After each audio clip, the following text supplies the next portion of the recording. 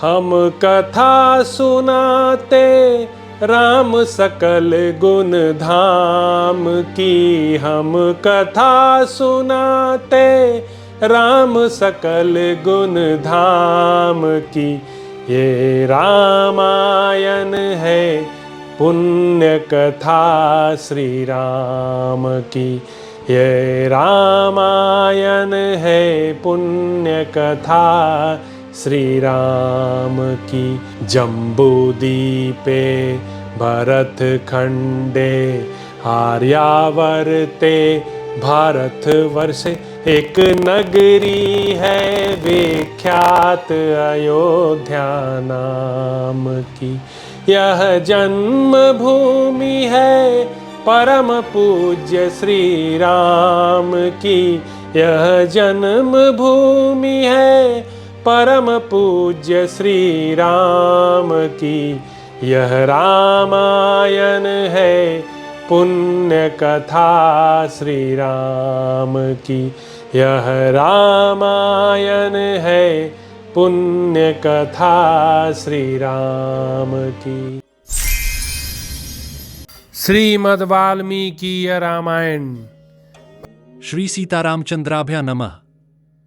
श्रीमद् वाल्मीकि रामायण युद्धकांड। अयोध्या की यात्रा करते समय श्रीराम का सीता जी को मार्ग के स्थान दिखाना श्रीराम की आज्ञा पाकर हंसयुक्त उत्तम विमान महान शब्द करता हुआ आकाश में उड़ने लगा। उस समय रघुकुलंदन श्रीराम ने सब ओर दृष्टि डालकर चंद्रमा के समान मनोहर मुख वाली मिथिलेश कुमारी सीता से कहा, विदेहराज नंदिनी, कैलाश शिखर के समान सुंदर त्रिकूट पर्वत की विशाल चोटी पर बसी हुई विश्वकर्मा की बनाई लंकापुरी को देखो, कैसी सुंदर दिखाई देती है। इधर इस युद्ध भूमि को देखो, यहां रक्त और मांस की कीच जमी हुई है। सीते, इस युद्ध क्षेत्र में वानरों और राक्षसों का महान संहार हुआ है। विशालोचने, यह राक्षसराज रावण राख का ढेर बनकर पड़ा है। यह बड़ा हिंसक था और इसे ब्रह्मा जी ने वरदान दे रखा था, किंतु तुम्हारे लिए मैंने इसका वध कर डाला। यहीं पर मैंने कुंभकर्ण का वध किया था, यहीं प्रहस्त मारा गया और इसी रणभूमि में वानरवीर हनुमान ने धूम्राक्ष को मारा। यहीं महामना सुषेण ने विद्युन्माली को मारा और इसी रणभूमि में लक्ष्मण ने रावण पुत्र इंद्रजित का संहार किया। यहीं अंगद ने विकट राक्षस का वध किया। विरूपाक्ष, महापार्श्व और महोदर भी यहीं मारे गए। अकंपन तथा अन्य बलवान राक्षस यहीं मारे गए। त्रिशिरा, अतिकाय, देवांतक और नरांतक भी यहीं पर परास्त हुए। युद्धोन्मत्त और मत्त, ये दोनों राक्षस तथा बलवान कुंभ और निकुंभ, जो कुंभकर्ण के पुत्र थे, यहीं मृत्यु को प्राप्त हुए। वज्रदंष्ट्र, दंष्ट्र और बहुत से राक्षस यहीं काल के ग्रास बने। दुर्धर्ष मकराक्ष को भी मैंने इसी युद्ध भूमि में मार गिराया। अकंपन और पराक्रमी शोणिताक्ष भी यहीं मारे गए। यूपाक्ष और प्रजंग का भी यही अंत हुआ। भयावह राक्षस विद्युज्य यहां मारा गया। यज्ञशत्रु और महाबली सुप्तघन का वध भी यहीं हुआ। सूर्यशत्रु और ब्रह्मशत्रु नामक निशाचरों का भी यही अंत हुआ। यहीं रावण की पत्नी मंदोदरी ने विलाप किया था, जब वह अपनी सौतों से घिरी हुई थी। सुमुखी, यह समुद्र का तीर्थ दिखाई देता है, जहां समुद्र को पार करने से पहले हम लोगों ने रात्रि बिताई थी। विशालोचने, खारे जल के समुद्र पर यह मेरा बंधवाया हुआ पुल है, जो नलसेतु के नाम से प्रसिद्ध है। देवी, तुम्हारे लिए ही यह दुष्कर सेतु बांधा गया था। विदेहनंदिनी, इस समुद्र को देखो, जो अपार है और शंखसीपियों से भरा हुआ गरज रहा है। मिथिलेश कुमारी, यह सुवर्णमय पर्वत हिरण्यनाभ है, जो समुद्र से ऊपर उठा और जिस पर हनुमान ने विश्राम किया था। यह समुद्र के मध्य विशाल टापू है, जहां मैंने सेना का पड़ाव डाला था। यही महादेव ने प्रकट होकर मुझ पर कृपा की थी और यहां प्रतिष्ठित हुए। यह स्थान सेतुबंध नाम से विख्यात होगा और तीनों लोकों द्वारा पूजित होगा। यही पुण्यस्थल महान पापों का नाश करने वाला होगा। यहीं राक्षस विभीषण आकर मुझसे मिले थे। सीते, यह किष्किंधा नगरी है, जो वानरराज सुग्रीव की राजधानी है। यही मैंने वाली का वध किया था। तदंतर किष्किंधा का दर्शन करके सीता ने विनयपूर्वक कहा, महाराज, मैं चाहती हूं कि सुग्रीव की पत्नी तारा और अन्य वानर स्त्रियां भी हमारे साथ अयोध्या चलें।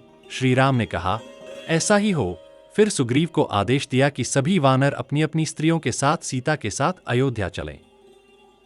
सुग्रीव ने अंतःपुर में जाकर तारा से कहा, प्रिय, श्रीराम की आज्ञा से तुम वानर पत्नियों को साथ लेकर शीघ्र अयोध्या चलने की तैयारी करो। वहां हम सब श्रीराम के नगर प्रवेश के उत्सव का दर्शन करेंगे। तारा ने सभी वानर पत्नियों को बुलाकर कहा, सखियों, शीघ्र श्रृंगार कर अयोध्या चलने की तैयारी करो। वहां हम महाराज दशरथ की रानियों का भी दर्शन करेंगे। तारा की आज्ञा पाकर सभी वानर पत्नियां सज-धज कर विमान पर चढ़ गईं। विमान जब ऊपर उठा तो ऋष्यमुख पर्वत के निकट पहुंचकर श्रीराम ने सीता से कहा, सीते, यह सुवर्णमय ऋष्यमुख पर्वत है।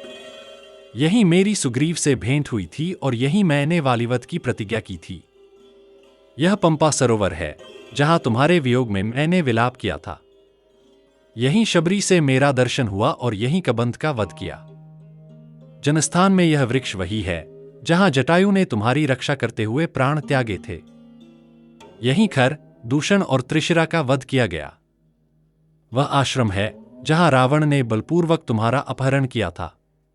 यह रमणीय गोदावरी नदी और महर्षि अगस्त्य का आश्रम है। यह सुतीक्ष्ण मुनि का आश्रम है और यह शरभंग मुनि का, जहां इंद्र भी आए थे। यहीं विशालकाय विराट का वध किया गया था। सीते, यही अत्रि मुनि का आश्रम है और यहीं तुमने अनसुया देवी का दर्शन किया था।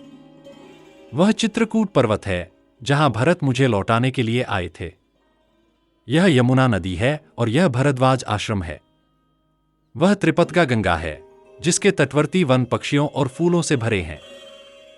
यह श्रृंगवेरपुर है जहां मेरा मित्र निषादराज गुह रहता है। यह सरयू नदी है जिसके तट पर अयोध्या नगरी है। विदेहनदिने, वनवास के बाद लौटकर तुम अयोध्या आई हो, अतः इस पुरी को प्रणाम करो। तब सभी वानर और राक्षस हर्ष से उल्लसित होकर अयोध्या नगरी का दर्शन करने लगे। अयोध्यापुरी श्वेत अट्टालिकाओं और विशाल भवनों से विभूषित, हाथी घोड़ों से भरी हुई और देवराज इंद्र की अमरावती के समान शोभित हो रही थी। मार्ग में उन्हें परशुराम तीर्थ, वालुकिनी नदी, वरूथी, गोमती और भयानक सालवन के दर्शन हुए। कई सहस्र प्रजाओं तथा समृद्धिशाली जनपदों को देखते हुए कपिश्रेष्ठ हनुमान जी तीव्र गति से दूर तक का रास्ता लांघ गए और नंदीग्राम के समीपवर्ती खिले हुए वृक्षों के पास जा पहुंचे। वे वृक्ष देवराज इंद्र के नंदनवन और कुबेर के चैत्रर्थवन के वृक्षों के समान सुशोभित होते थे। उनके आसपास बहुत सी स्त्रियां अपने पुत्रों और पौत्रों के साथ, जो वस्त्राभूषणों से भली भांति अलंकृत थे, विचरती और उनके पुष्पों का चयन करती थीं।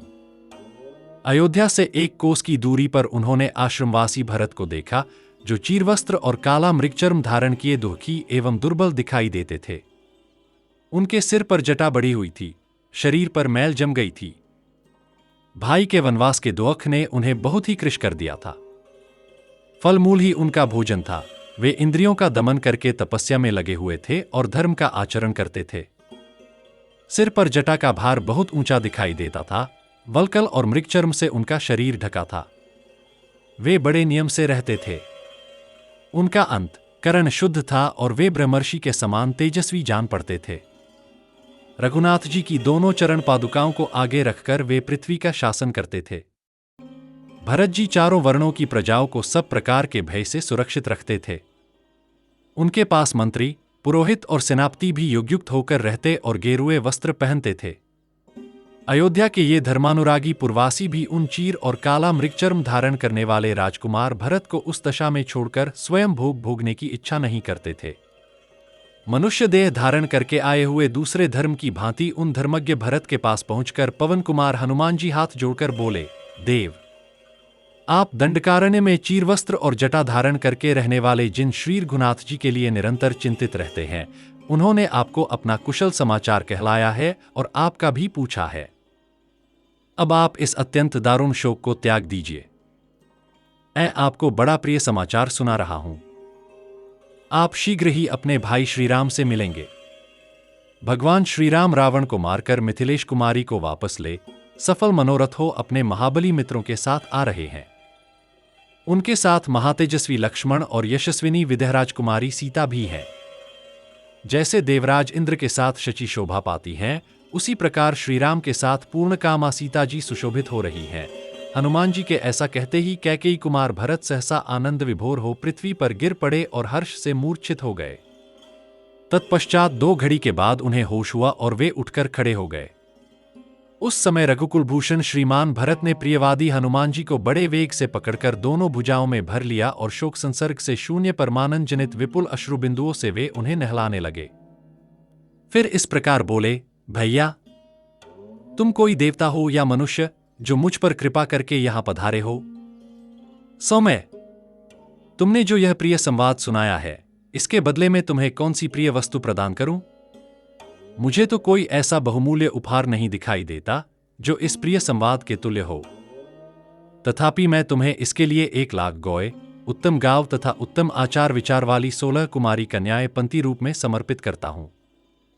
उन कन्याओं के कानों में सुंदर कुंडल जगमगाते होंगे, उनकी अंगकांति सुवर्ण के समान होगी, उनकी नासिका सुघड़, ऊरू मनोहर और मुख चंद्रमा के समान सुंदर होंगे। वे कुलीन होने के साथ ही सब प्रकार के आभूषणों से विभूषित होंगी। उन प्रमुख वानरवीर हनुमान जी के मुख से श्री रामचंद्र जी के आगमन का अद्भुत समाचार सुनकर राजकुमार भरत को श्रीराम के दर्शन की इच्छा से अत्यंत हर्ष हुआ और उस हर्षातिरेक से ही वे फिर इस प्रकार बोले, मेरे स्वामी श्रीराम को विशाल वन में गए बहुत वर्ष बीत गए। इतने वर्षों के बाद आज मुझे उनकी आनंददायिनी चर्चा सुनने को मिली है।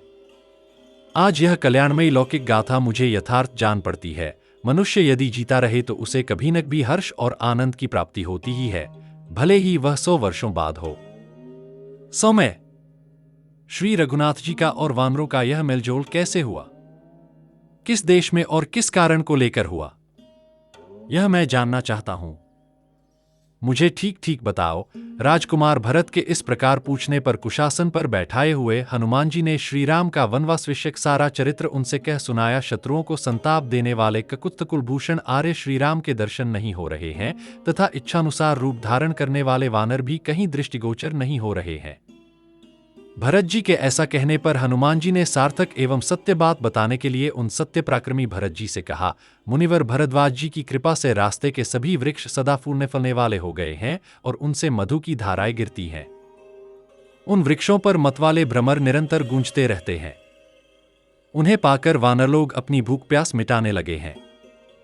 परंतप देवराज इंद्र ने भी श्री रामचंद्र जी को ऐसा ही वरदान दिया था। अतएव भरद्वाज जी ने सेना सहित श्री रामचंद्र जी का सर्वगुण संपन्न आतिथ्य सत्कार किया। किंतु देखिए, अब हर्ष से भरे हुए वानरों का भयंकर कोलाहल सुनाई देता है। मालूम होता है इस समय वानर सेना गोमती को पार कर रही है। उधर सालवन की ओर देखिए, कैसी धूल की वर्षा हो रही है। मैं समझता हूं वानर लोग रमणीय सालवन को आंदोलित कर रहे हैं। लीजिए, यह रहा पुष्पक विमान जो दूर से चंद्रमा के समान दिखाई देता है।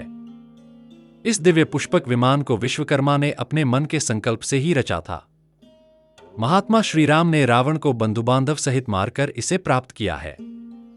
श्रीराम का वाहन बना हुआ यह विमान प्रातःकाल के सूर्य की भांति प्रकाशित हो रहा है। इसका वेग मन के समान है। यह दिव्य विमान ब्रह्मा जी की कृपा से कुबेर को प्राप्त हुआ था। इसी में विदेहराज कुमारी सीता के साथ वे दोनों रघुवंशी वीर बंधु बैठे हैं और इसी में महातेजस्वी सुग्रीव तथा राक्षस विभीषण भी विराजमान है। हनुमान जी के इतना कहते ही स्त्रियों, बालकों, नौजवानों और बूढ़ों सभी पुरवासियों के मुख से यह वाणी फूट पड़ी, अहो, ये श्री रामचंद्र जी आ रहे हैं। उन नागरिकों का वह हर्षनाद स्वर्गलोक तक गूंज उठा। सब लोग हाथी, घोड़ों और रथों से उतर पड़े तथा पृथ्वी पर खड़े हो विमान पर विराजमान श्री रामचंद्र जी का उसी तरह दर्शन करने लगे जैसे लोग आकाश में प्रकाशित होने वाले चंद्रदेव का दर्शन करते हैं। भरत जी श्री रामचंद्र जी की ओर दृष्टि लगाए हाथ जोड़कर खड़े हो गए। उनका शरीर हर्ष से पुलकित था। उन्होंने दूर से ही अर्घ्यपाद्य आदि के द्वारा श्रीराम का विधिवत पूजन किया। विश्वकर्मा द्वारा मन से रचे गए उस विमान पर बैठे हुए विशाल नेत्रों वाले भगवान श्रीराम वज्रधारी देवराज इंद्र के समान शोभा पा रहे थे। विमान के ऊपरी भाग में बैठे हुए भाई श्रीराम पर दृष्टि पड़ते ही भरत ने विनीत भाव से उन्हें उसी तरह प्रणाम किया जैसे मेरु के शिखर पर उदित सूर्य देव को द्विज लोग नमस्कार करते हैं। इतने ही में श्री रामचंद्र जी की आज्ञा पाकर यह महान वेगशाली हंसयुक्त उत्तम विमान पृथ्वी पर उतर आया। भगवान श्रीराम ने सत्य पराक्रमी भरत जी को विमान पर चढ़ा लिया और उन्होंने श्री रघुनाथ जी के पास पहुंचकर आनंद विभोर हो पुनः उनके श्री चरणों में साष्टांग प्रणाम किया। दीर्घकाल के पश्चात दृष्टिपथ में आए हुए भरत को उठाकर श्री रघुनाथ जी ने अपनी गोद में बिठा लिया और बड़े हर्ष के साथ उन्हें हृदय से लगाया। तत्पश्चात शत्रुओं को संताप देने वाले भरत ने लक्ष्मण से मिलकर उनका प्रणाम ग्रहण किया और विदेह राजकुमारी सीता को बड़ी प्रसन्नता के साथ प्रणाम किया तथा अपना नाम भी बताया। इसके बाद कैकेयी कुमार भरत ने सुग्रीव, जांबवान, अंगद, मैंद, द्विविद, नील, ऋषभ, सुषेण, नल, गवाक्ष, गंधमादन, शरभ और पनस का पूर्ण रूप से आलिंगन किया। ये इच्छानुसार रूप धारण करने वाले वानर मानव रूप धारण करके भरत जी से मिले और उन सब ने महान हर्ष से उल्लसित होकर उस समय भरत जी का कुशल समाचार पूछा।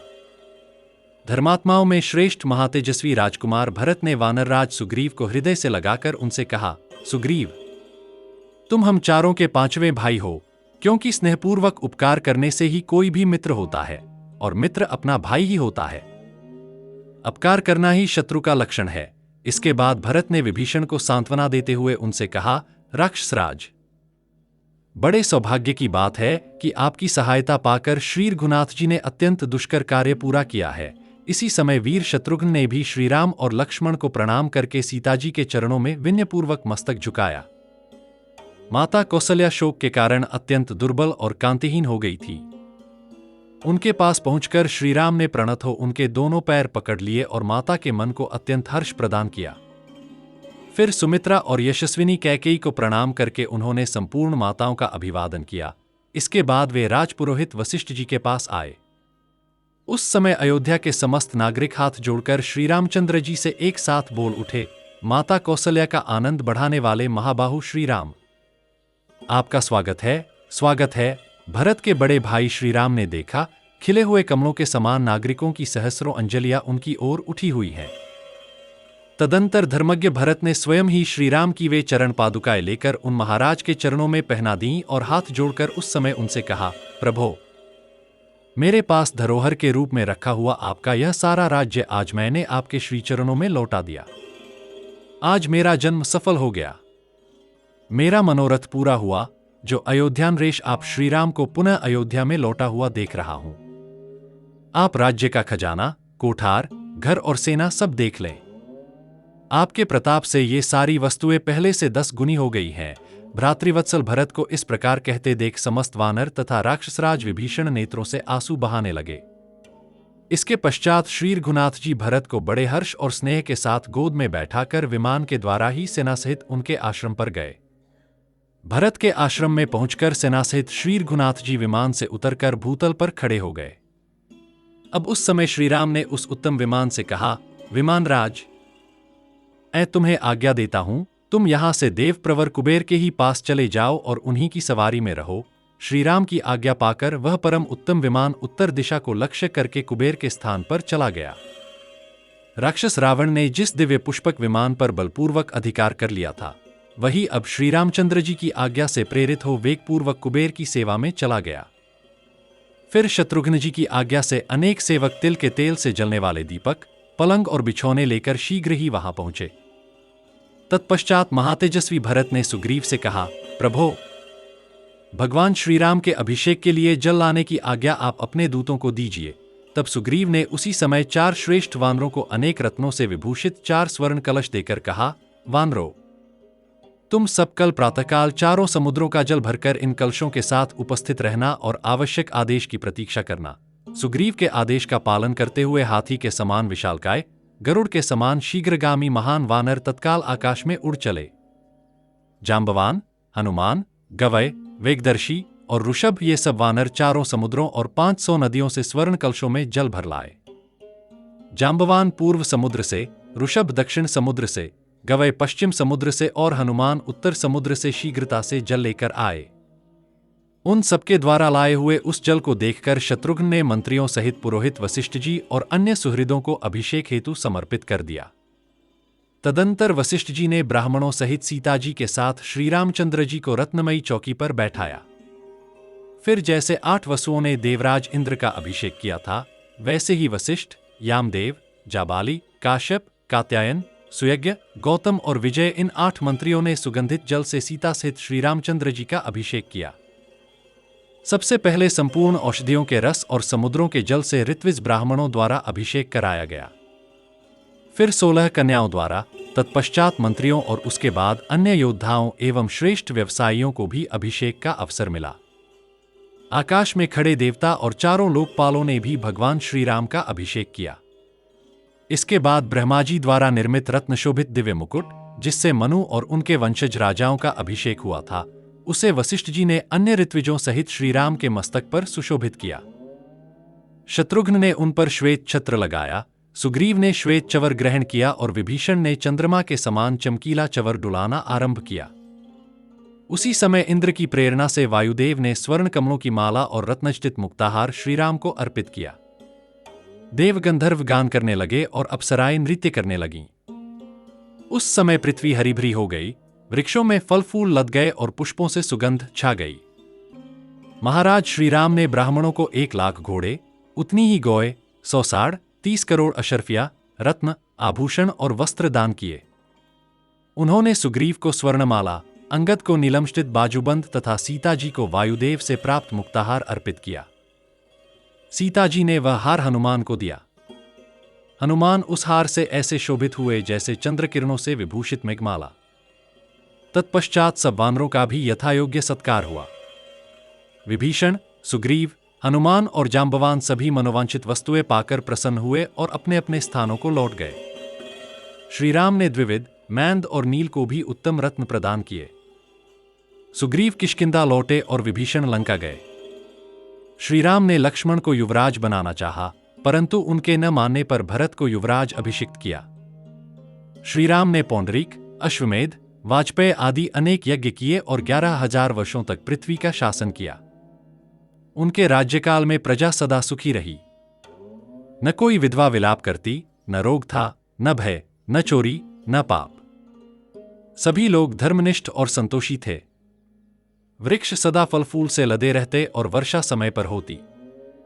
चारों वर्ण अपने अपने कर्तव्यों में संतुष्ट रहते। लोग दीर्घायु, पुत्रवान और निरोग थे।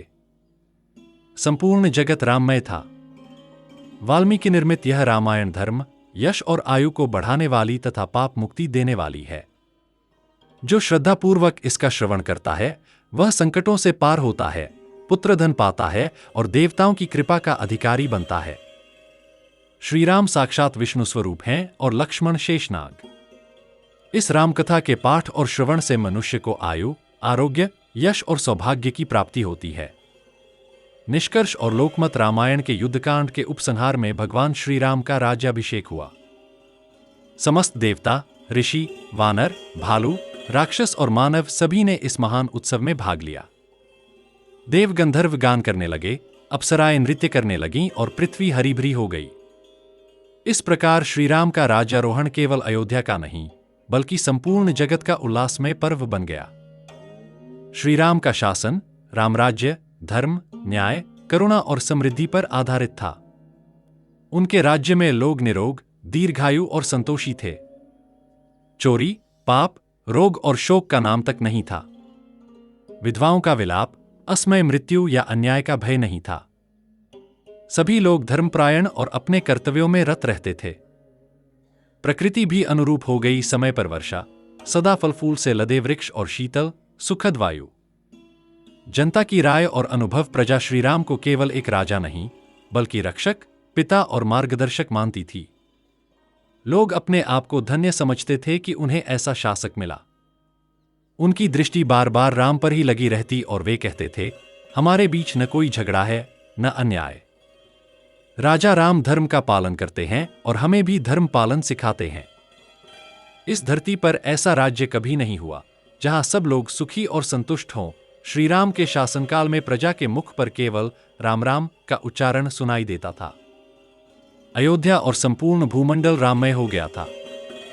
इस प्रकार रामायण का समापन केवल एक राजकीय विजय नहीं, बल्कि धर्म की स्थायी स्थापना और आदर्श शासन का आदर्श है। रामायण जनता के मन में यह विश्वास भरती है कि सत्य, धर्म और कर्तव्य पालन से ही स्थायी शांति और समृद्धि प्राप्त होती है। इस प्रकार महर्षि वाल्मीकि निर्मित आदिकाव्य रामायण का युद्धकांड समाप्त होता है। प्रिय श्रोतागण, आज आपने श्री राम कथा का यह समापन सुना। अब मैं आप सबसे निवेदन करता हूं कि कृपया अपने विचार साझा करें। आपको मेरी प्रस्तुति में सबसे अधिक क्या अच्छा लगा?